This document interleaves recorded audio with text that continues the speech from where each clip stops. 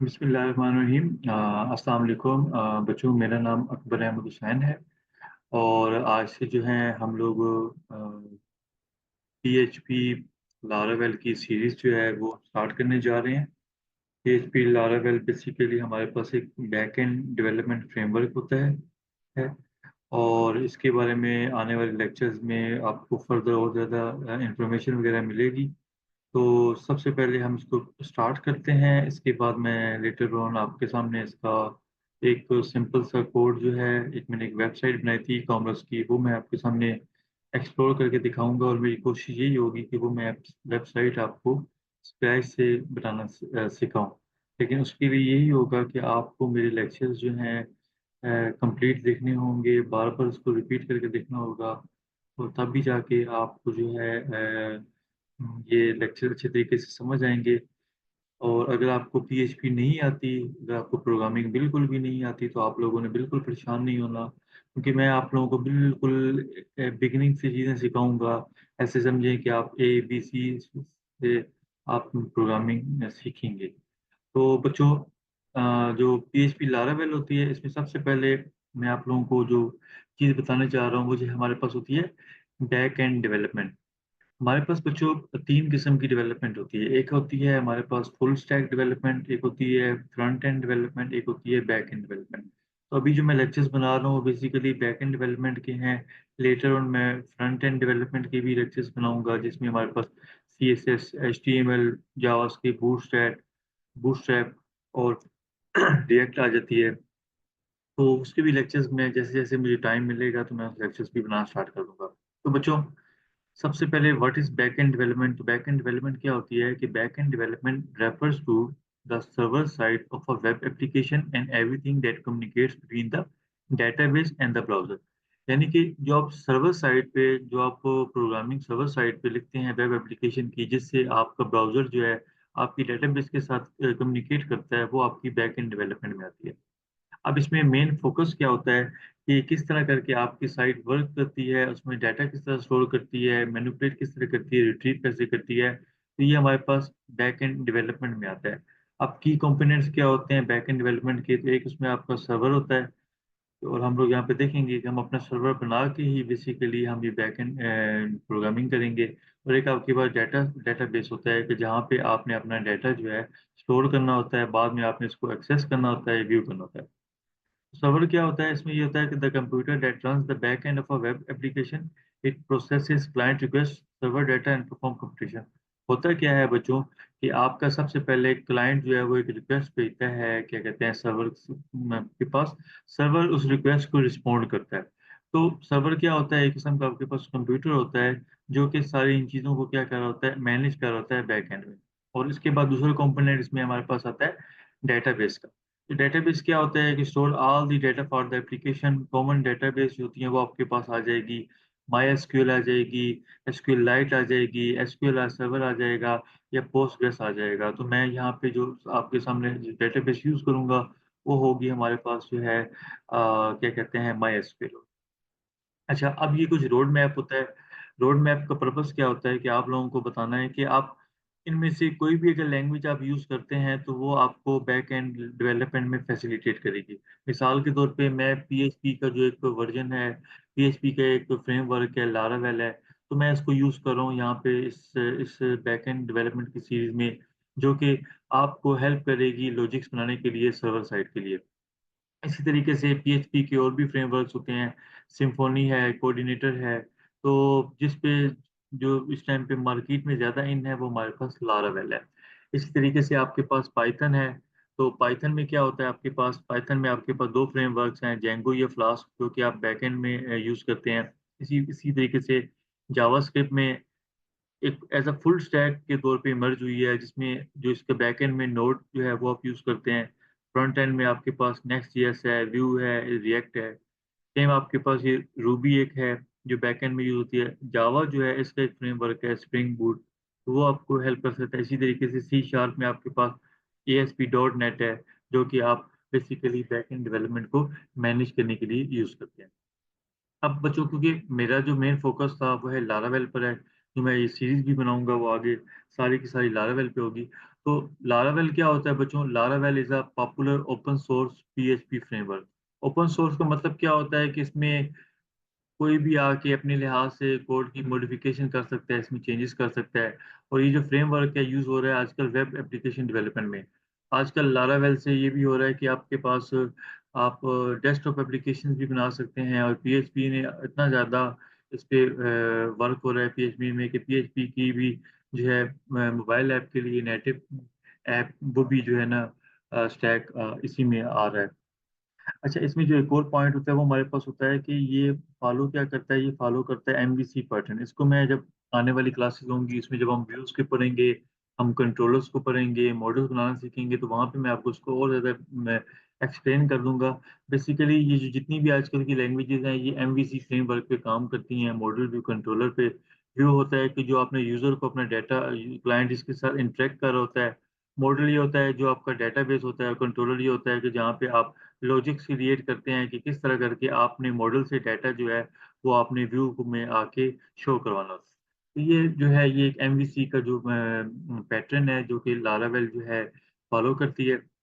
अच्छा, अब बच्चों यहाँ पे जो लारावेल है, लारावेल के इस टाइम पे जो है, क्या कहते हैं, इससे पहले 10 फ्रेमवर्क्स मैं जो सबसे लेटेस्ट है 11.0 मैं उसके बारे में आप लोगों को बताऊँगा। क्योंकि होता ये है कि अगर मैं पुराने किसी भी 10 पे वर्ज़न पे या 8 या 9 पे करता तो फिर उसकी कंपैटिबिलिटी इश्यू आ जाता कि कुछ चीज़ें जो है वो नए फ्रेमवर्क में, नए वर्ज़न में वो कुछ कोड वग़ैरह जो होता है वो इम्प्रोवाइज़ हुआ होता है। लिहाज़ा हम लोग 11.0 को बिल्कुल स्क्रैच से स्टार्ट करेंगे और आजकल मार्केट में भी यही बिल्कुल यूज़ हो रहा है। अच्छा, अब इसको यूज़ करने का पर्पज़ क्या होता है? एक तो ये होता है कि ये डेवलपर फ्रेंडली है। बहुत ही ज़्यादा जो लारावेल का मुझे जो सबसे अच्छी चीज़ ये लगी लारावेल की, इसका सिंटैक्स बहुत आसान है, उसके फीचर्स बहुत ज़्यादा हैं। आप मतलब आपको प्रोग्रामिंग करते हुए काफ़ी ज़्यादा जो है इसमें मज़ा आएगा प्रोग्रामिंग करते हुए।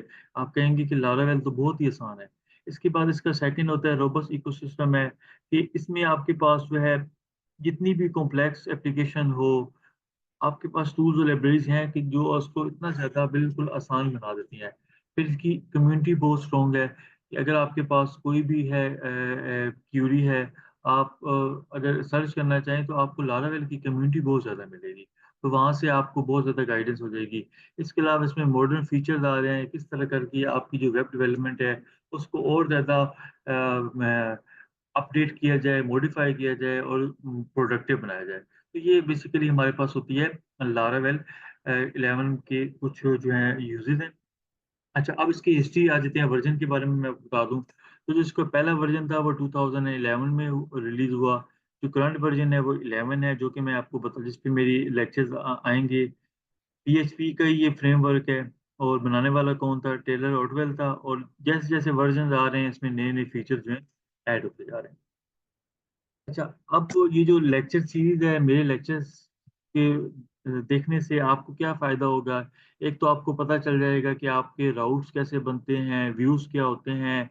फिर स्पेसिफ़िकली लारावेल जो है, ये ब्लेड टेम्पलेट्स को यूज़ करता है। ब्लेड टेम्पलेट्स क्या होते हैं कि आपका जो बैक एंड है, किस तरह करके फ्रंट एंड के साथ आपने उसको इंटीग्रेट करना है, किस तरह करके आपने यूज़ करना है। फिर मॉडल्स हैं, कंट्रोलर्स हैं, ये सारा कुछ मैं इंशाअल्लाह ताला आपको स्क्रैच से बनाना सिखाऊँगा। शर्त ये है कि आप लेक्चर्स आप लोगों को देखने पड़ेंगे, सुनने पड़ेंगे, प्रॉपर देखेंगे, प्रैक्टिस करेंगे तो आपको ये चीज़ें आएँगी।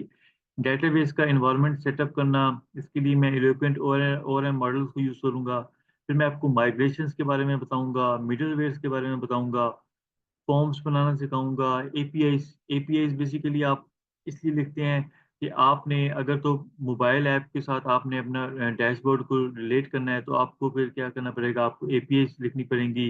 वो एपीआईज़ आप रिएक्ट नेटिव के लिए यूज़ कर सकते हैं, आप फ्लटर के लिए यूज़ कर सकते हैं। सिमिलरली आप एपीआईज़ तो इसलिए भी लिखते हैं कि आपका अगर आपने Vue.js के साथ आपका फ्रेमवर्क इंटीग्रेट करना चाह रहे हैं, Next.js के साथ, रिएक्ट के साथ, तो आप इसमें जो है एपीआईज़ को लिखना और मैनेज करना बहुत ज़्यादा आसान है। तो मैं लेटर ऑन जब मैं रिएक्ट की भी लेक्चर्स बनाऊँगा, तो आपको बताऊँ मैं आपको प्रैक्टिस करके दिखाऊँगा, बना के दिखाऊँगा किस तरह करके आपकी एपीआई जो है वो फ्रंट एंड में यूज़ हो रही है। फिर मैं आपके सामने एक सिंपल सा CRUD जो है वो परफ़ॉर्म करूँगा जिसमें हम देखेंगे कि ऐड कैसे होता है, डिलीट कैसे होता है, अपडेट कैसे होता है, इंसर्ट कैसे होता है।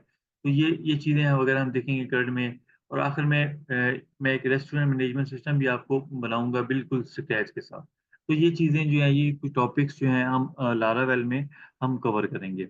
अच्छा बच्चों, इसके लिए जो हमें टूल्स रिक्वायर्ड हैं, वो टूल्स हमें, एक तो हमें ज़ैम्प सर्वर चाहिए, वैम्प सर्वर चाहिए, एक कंपोज़र होता है, इसकी एक डिपेंडेंसी होती है पीएचपी लारावेल की, VS code, sublime text editor वगैरह हमें चाहिए होगा। तो आप लोगों ने परेशान नहीं होना, आप लोगों को मैं आने वाली जो नेक्स्ट लेक्चर होगा उसमें मैं आपको ये सारे टूल्स जो हैं मैं डाउनलोड करके इंस्टॉल करके चलाना सिखाऊँगा। तो ये बेसिकली जस्ट आप लोगों को एक ओवरव्यू देना था, ताकि आपको पता चल जाए कि लारावेल के बारे में, लारावेल होती क्या है, लारावेल में जो है प्रोग्रामिंग का पर्पस क्या होता है, इसका हमें बेनिफिट क्या है।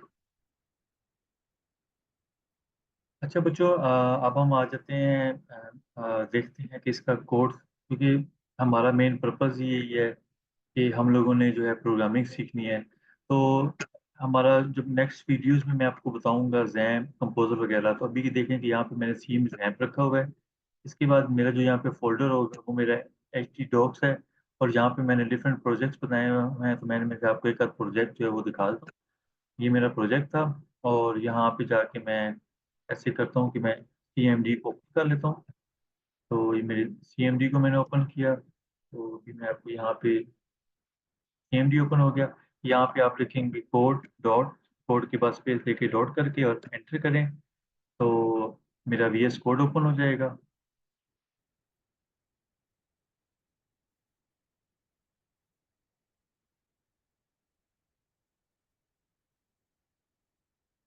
ये मेरा बच्चों VS कोड ओपन हो गया, और ये मेरा वही प्रोजेक्ट था जो मैंने आपके सामने ओपन किया था। अब बच्चों, इसकी जो फाइल है, इसको सब कुछ आने वाली वीडियोस में मैं आपको सारा इसका फाइल का स्ट्रक्चर जो है एक्सप्लेन कर दूंगा। अभी के लिए ये है कि आपने जस्ट यहाँ पे जाना है, और यहाँ पे आके आपने टर्मिनल के बाद न्यू टर्मिनल, और यहाँ पे आपने कमांड देनी है। ये थोड़ा सा बस टाइम लेगा। यहाँ यहाँ पे आप लिखेंगे सिंपल PHP, इसके बाद आर्टिसन और सर, और इसके बाद आप एंटर करेंगे, तो ये जो लोकल होस्ट है ये आईडी दे देगा। तो इसको आपने कंट्रोल के बाद आपने इस पर क्लिक करना है, या आप इसको कॉपी कर दें, कॉपी कर दें। तो अभी मैं आपके सामने गूगल खोल देता हूँ, यहाँ पे मैं इसको दिखाना चाह रहा हूँ।